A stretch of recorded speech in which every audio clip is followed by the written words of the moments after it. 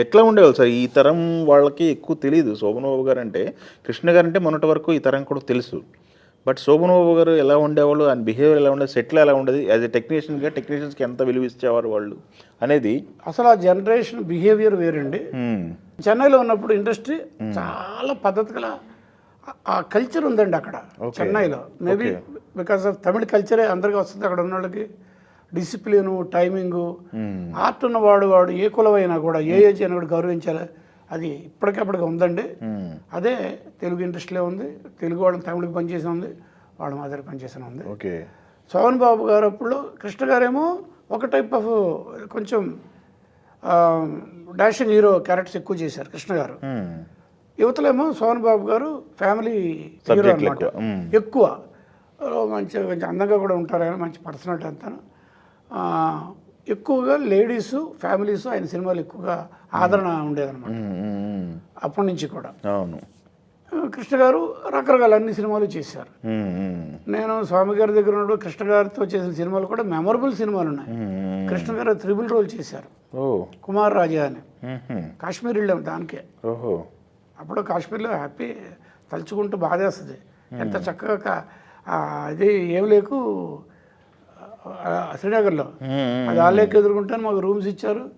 ఆ షూటింగ్ అయిపోయాక రూమ్లో కూర్చోవడం ఇష్టం లేక వచ్చి అక్కడ కూర్చొని అంత గొప్ప ఎక్స్పీరియన్స్ అని. ఇప్పుడు అక్కడికి వెళ్ళాలంటే భయం. అలాగా చాలా చాలా సినిమాలకి అసిస్టెంట్గాను ఇండిపెండెంట్గా చేశాను. రామారావు గారితో అసిస్టెంట్గా చేశాను కానీ డైరెక్ట్గా చేయలేదు. డైరెక్ట్గా లేదు కదా, చేయలేదు. అసిస్టెంట్గా కూడా చాలా అడిగి చేశాను. అప్పుడు ఆయన మా సెట్లో ఉంటే మొత్తం పిన్ డ్రాప్ సైలెంట్ అంట కదా. బాగా బాగా చాలా డిసిప్లిన్.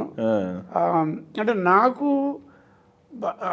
ఎన్టీ రామారావు గారితో ఎక్కువ ఎలాగంటే ఆయన సెలబ్రిటీ అప్పటికే గొప్ప. ఆయన వాయినీలో ఉన్నప్పుడు ఆ ఫ్లోర్కి కానీ వేస్తే నేను వెళ్ళినప్పుడు రెడీగా బయట నిలబడి ఉండేవాడు అన్నమాట. కావాలండి ఛాన్స్ పెద్ద గొప్ప పీపుల్ వీళ్ళంతా.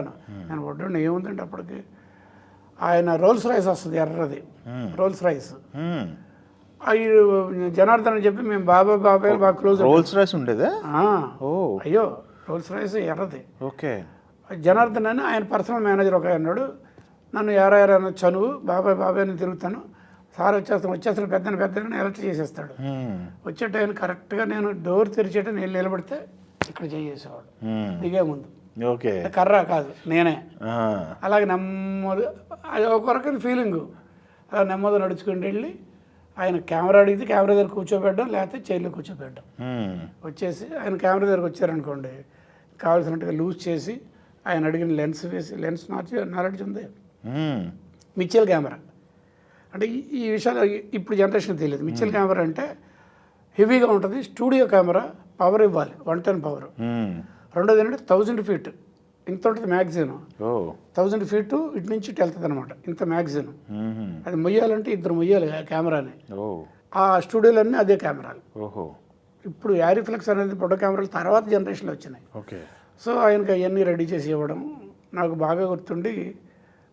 తాతమ్మ కళ బాలయ్య ఏదో క్లోజప్ పెట్టి ఏదో యాక్ట్ చేస్తుంటే కొంచెం వైడ్గా చేస్తున్నాడు బాలయ్య.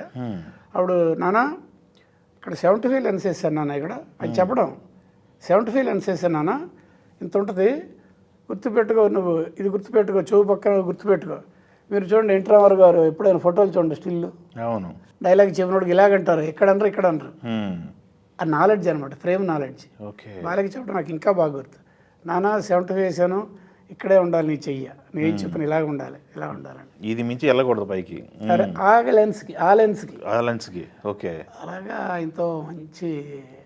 తర్వాత స్వామి గారి దగ్గరికి వచ్చిన తర్వాత మా ఇద్దరు కదా నేను డ్యూయల్ రోల్ సినిమాలు ఇంకా కొన్ని చేశాను. నా ముక్క పరిచయం ఉంది కదా తర్వాత అంతా ఇలాగా. నాగేశ్వరరావు గారితో అసిస్టెంట్గాను చేశాను. నేను ఇండిపెండెంట్గా 2 సినిమాలు చేశాను గారితో. గురుబ్రహ్మ అని రామానాయుడు గారు ప్రొడక్షన్. గురుబ్రహ్మ అది తమిళ సినిమా ఎంగళవాద్యారని బాలచంద్ర గారి సినిమా తెలుగులో తీసాం. ఒక గురువు 5 శిష్యులు, ఒక్కో టైపు. ఒకడేమో రౌడీలు అంటాడు, మంచోడు రౌడీ అవుతాడు, ఇలాగే తమాషా స్టోరీ. అదొకటి చేశాను. ఇంకోటి ఇంకా పెద్ద పిక్చర్ బ్రహ్మరుద్రులు. వెంకటేష్ కెరియర్లో ఫస్ట్ పిక్చర్ రాఘవేంద్ర గారు చేశారు, కలియుగ పాండవులు అనుకుంటా. అవును, కలిగి పండుగ. First picture. రెండోది ఇది కె మురళీమోహన్ రావు అనే డైరెక్టర్. అది Ashwini Dutt producer, okay. Vyjayanthi movies. దానికి నేను కెమెరామెన్. ఓకే. అది నాకు ఇంట్లో షీల్డ్ ఉంది, 100 days షీల్డ్ ఉంది. నాగేశ్వర గారితో ఈ 2. ఇది నేను కెమెరామెన్గా. అదే మీరు పర్సనల్ కెమెరామెన్ అయిన తర్వాత. ఎస్.